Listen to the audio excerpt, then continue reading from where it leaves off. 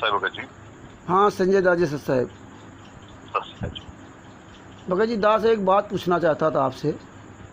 पूछिए। FIR number 430 में जिसमें गुरु जी उस आश्रम मरते दम तक आजीवन कारावास की सज़ा हुई है,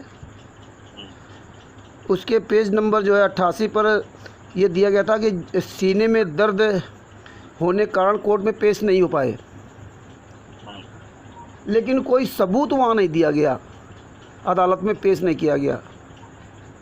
जो FIR नंबर 430 का जो फैसला आया था, हाँ जी। इसके बाद अगर सबूत दिया जाता तो हमारे गुरुजी को शायद आज मरते दम तक आजीवन काल की सज़ा नहीं होती है। भगत जी दास से तो परमात्मा स्टार्टिंग से ही बुलवाते थे कि केस ढंग से चलाए ही नहीं जा रहे हैं। अच्छा। कभी गवाह जब पेश होते हैं, सरकारी गवाह जो बने हुए होते हैं, तो इधर से क्रॉस नहीं करता है वकील। ये कई बार पहले सबूत भी डलवाए हुए थे कि आज गवाह तो पेश हुए सरकारी, पर उन्हें क्रॉस करने वाले अधिवक्ता नहीं थे। एक पेपर की कटिंग डाली थी दास ने बहुत पहले।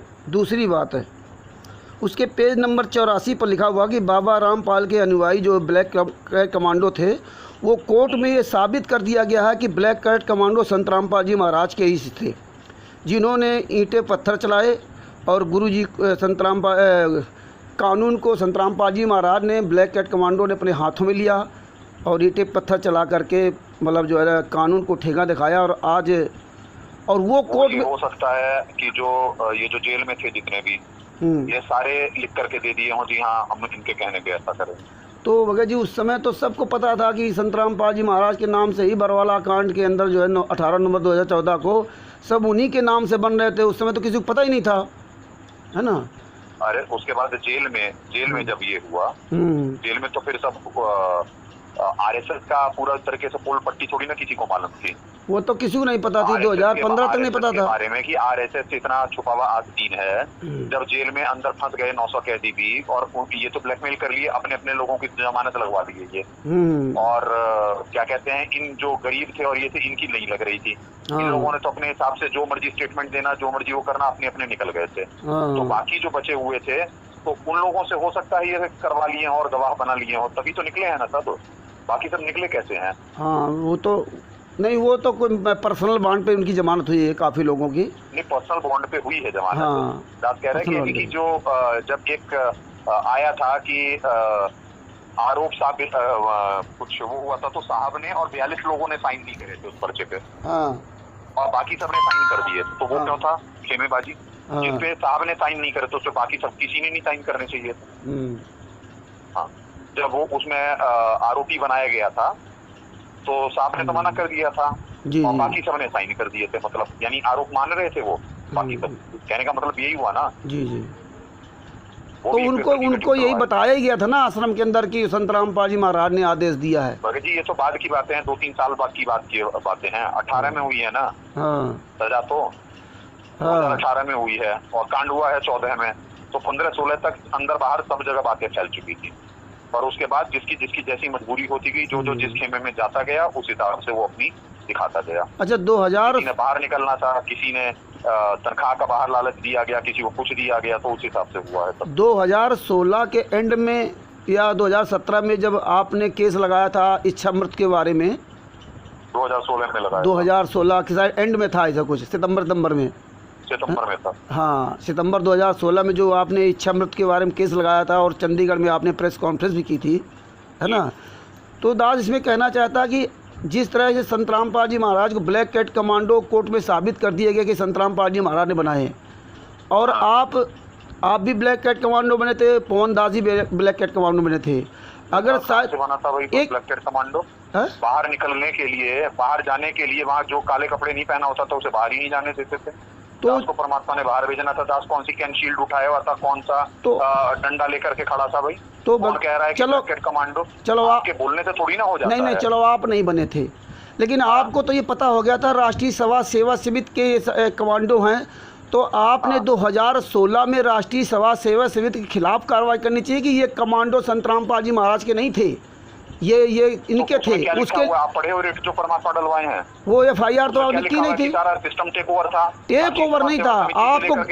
आपको गवाह देना चाहिए ना कि मैं गवाही देता हूँ, संजय दास और पवन दास आप दोनों लोग साथ में थे, कि ये पवन दास तो स्वयं कमांडो बने थे, उन्होंने स्वीकार किया।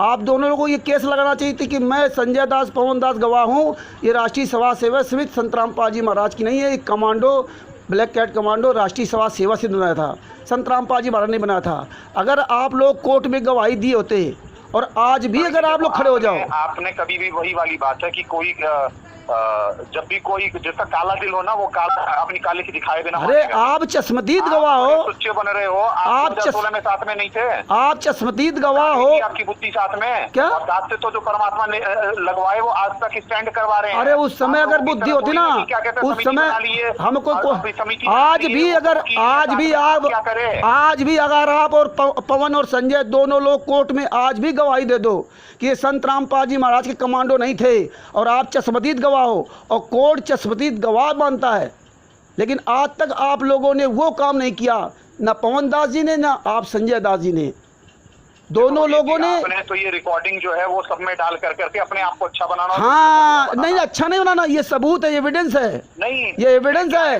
कि आप दोनों लोगों ने गद्दारी की।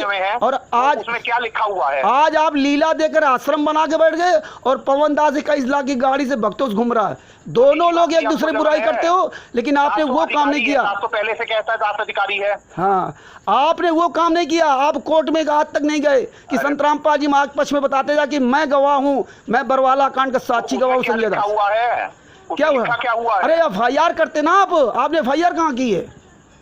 उसमें तो आप इच्छामृत की लिखा था। आपको बकवादी जीव। हाँ चले गए, हाँ कोर्ट में चले गए तो हाँ, वो नहीं, हाँ, यानी कोर्ट में चले गए फिर, यानी कि FIR के जब कोर्ट में जाते हैं, जब गुरुजी ने कोर्ट में जाते हैं, गुरुजी ने कोर्ट में चले गए, जब गुरुजी ने आपको, आप जो पैसे इकट्ठे कर करके बैठे वो उसमें आप लोगों ने क्या करा? हमने पैसे इकट्ठे किए?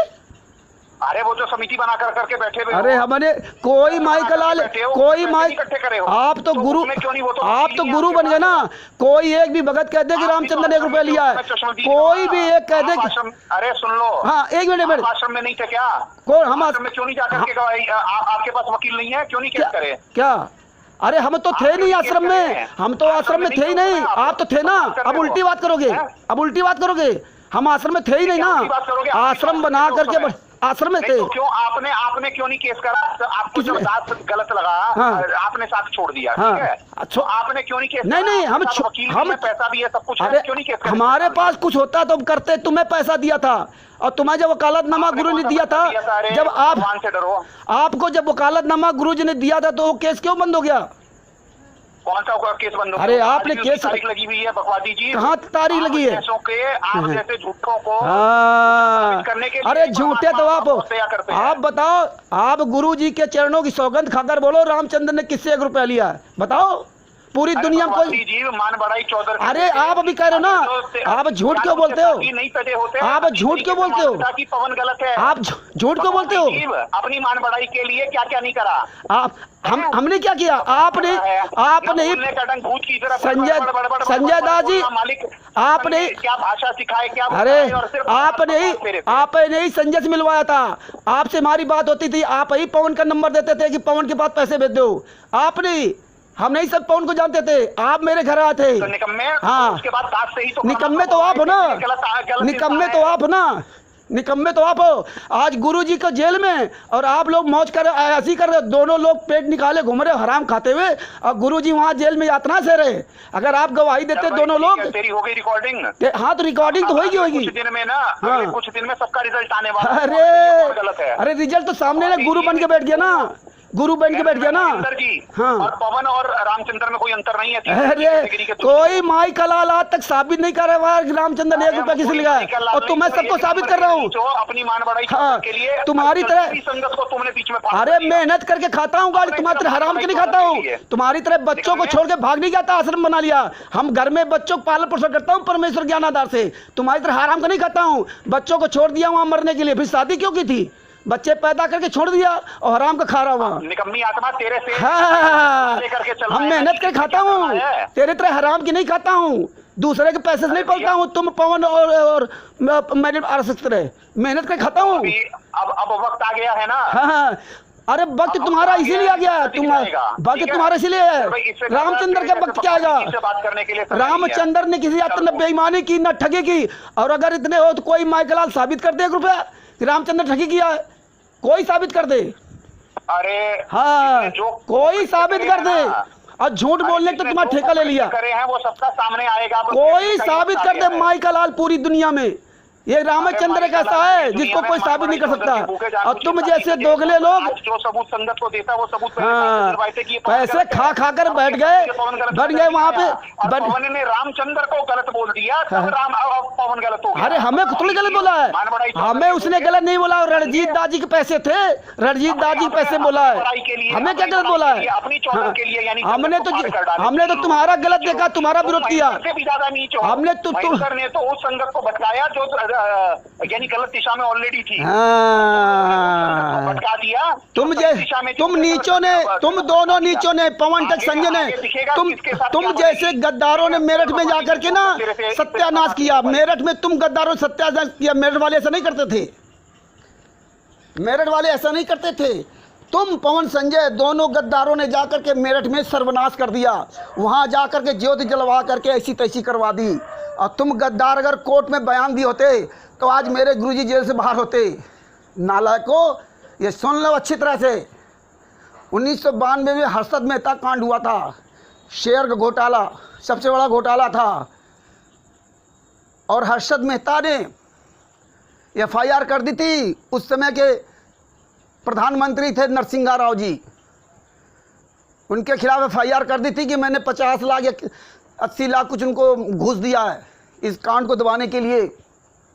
और वह कायदे पूरा प्रूफ दिया था कि मुंबई से फ्लाइट से दोनों भाई गए थे वहाँ दिल्ली। और 50-30 लाख कहाँ से लिया था, 10 लाख कहाँ से लिया था, ऐसे टोटल लगभग शायद 50 लाख रुपए ने इकट्ठा किया था। किस किस बैंकों से पैसा निकाला था वो सारा उनके पास सबूत था। और एक बैग में भर के लेके गए थे दिल्ली। और जा कर के नरसिंह राव जी, जो PM नरसिंह राव जी थे, उनके जो PA थे उनसे मिले भी थे। और इसके बाद वापस गए थे। और इसके बाद प्रेस कॉन्फ्रेंस भी की थी कि हमने 50 लाख रुपए उनको घूस दिया है, पैसे में कुछ डिफरेंस हो सकता है। और उस समय उनके वकील थे जो भारत के सबसे माने हुए वकील राम जेठमलानी थे उनके वकील। राम जेठमलानी से मीडिया ने पूछा, क्या आप ये सही मानते हैं जो हर्षद मेहता जी ने कहा कि जो भारत के वर्तमान समय के प्रधानमंत्री माननीय नरसिंह राव जी, PV नरसिंह राव जी हैं, इन्होंने 50 लाख रुपए घूस ली है?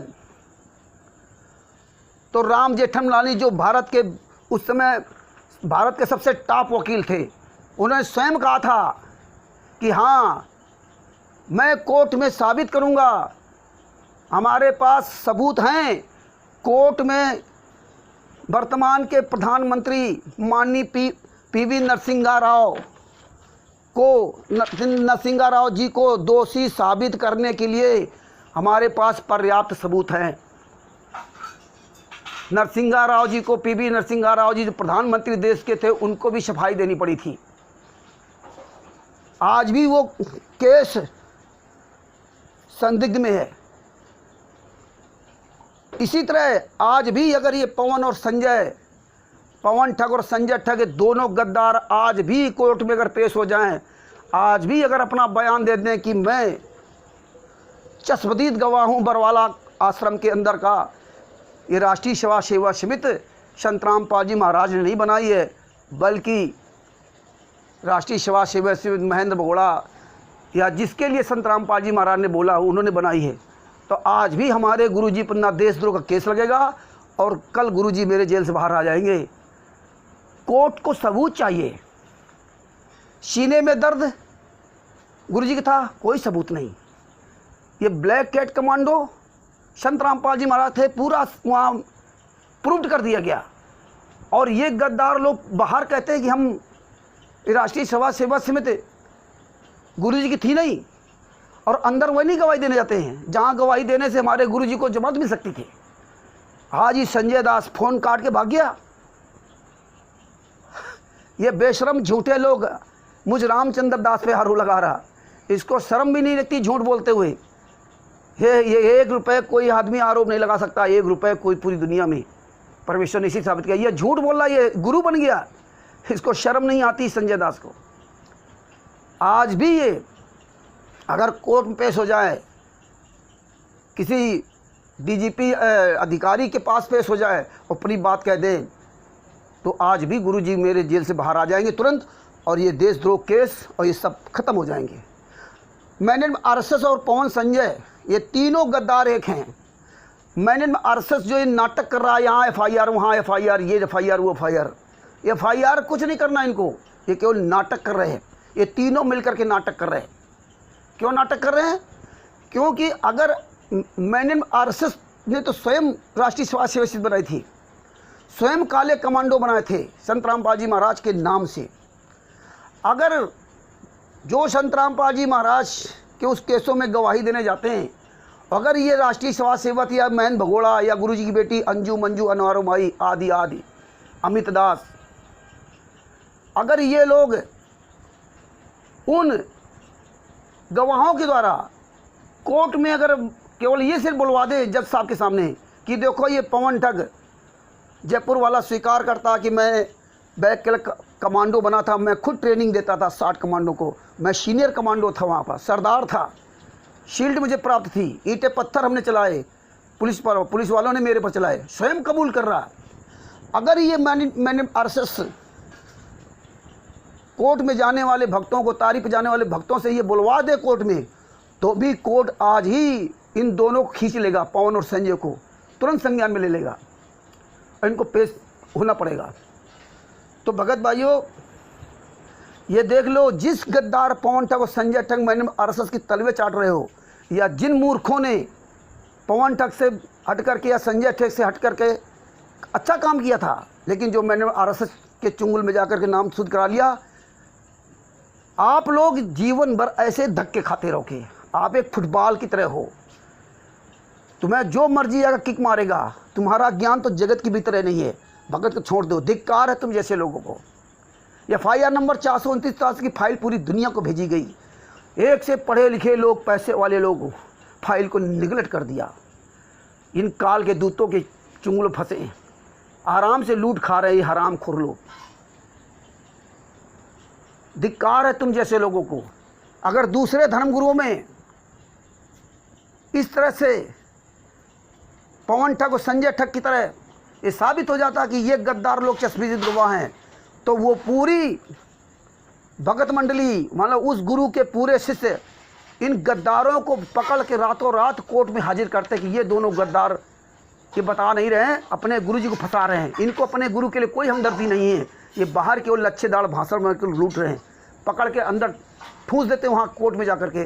लेकिन ये संगत इतनी नालायक है कि इसको चाहे जितने सच्चाई बताओ, लेकिन इसके आंखों में शर्म नहीं है। ये तो जगत से भी नीचे लोग हैं। सबूत देखने के बाद भी इनके अंदर जरा सा भी मतलब इंसानियत नहीं जागती, ये मर चुके हैं अंदर से। पवन ठग के साथ जुड़े, इसके बाद वीडियो जेल से आ गई, उसका साथ छोड़ा, चले गए, नाम शुद्ध करा लिया जाएगा, फिर तलवे चाटने लगे उसी मैंने आरएसएस की। संजय छोड़े तो फिर मैंने पहुंच गए, फिर कुछ दिन बाद पहुंचे। धिक्कार है तुम जैसे लोगों को।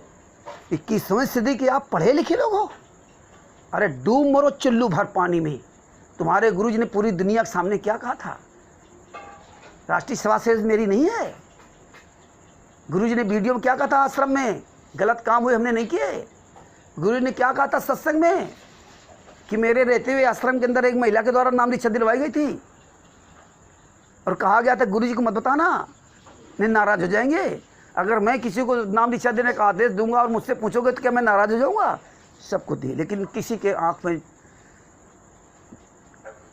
आंसू नहीं आ रहे। गुरुजी का दर्द नहीं किसी से दिखाई दे रहा है। ये दोनों तीनों गद्दार, मैंने आरएसएस पवन ठग और संजय ठग, ये तीनों गद्दार गुरुजी की जेल वाली फोटो नहीं लगाते हैं।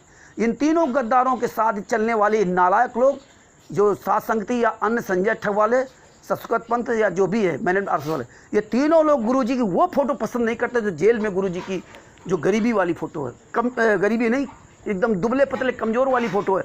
ये तीनों गद्दार इस्तेमाल नहीं करते, ना इनके साथ वाले चमचे इस्तेमाल करते हैं। ये नालायक काल का दूध पवन ठग इनके चमचों को अब याद आया 2020 और 21 की दुबली पतली फ़ोटो, जब गुरुजी के नाम से एक मोटी तगड़ी फ़ोटो डाली गई, वीडियो डाला गया, तब इन गद्दारों ने कहा कि नहीं नहीं नहीं, ये देखो गुरुजी की तो दुबली पतली फ़ोटो थी। 2020 में इतने दुबले थे और 2021 में इतने दुबले थे, तब इनको याद आया। इसके बाद याद नहीं आता। ये बढ़िया वो परमात्मा की गुरुजी की वो फ़ोटो लगाते हैं जिसमें तगड़े तंदुरुस्त बढ़िया आशीर्वाद दे रहे हैं, लेकिन वो फ़ोटो नहीं लगाते जिसमें गुरुजी दुबले और कमज़ोर हैं। इन तीनों गद्दारों को अपने गुरु से नफ़रत है। ये जानते हैं कि जिस दिन गुरुजी जेल से बाहर आ जाएंगे हमारी सबकी ऐसी तैसी होगी, इसीलिए तीनों लोग मिलकर के कभी भी एक दूसरे के खिलाफ ये कानूनी कार्रवाई नहीं कर सकते। ये केवल ड्रामा करेंगे और करेंगे अप्रत्यक्ष रूप से घुमा फिरा करेंगे। ये खुलेआम ये तीनों गद्दार मौज कर रहे हैं, तीनों मौज कर रहे हैं, हराम के पैसे खा करके पेट निकल आए इनके, और गुरुजी मेरे सूखते जा रहे हैं और ये लोग तगड़े होते जा रहे हैं। धिक्कार है उन जैसे लोगों को जो इतने एविडेंस डालने के बाद भी ये पवन ठग का साथ छोड़ा तो मैंने RSS की फिर चमचागिरी करने लगे। धिक्कार है ऐसे लोगों को। शाह साहेब जय हो बंदी छोड़।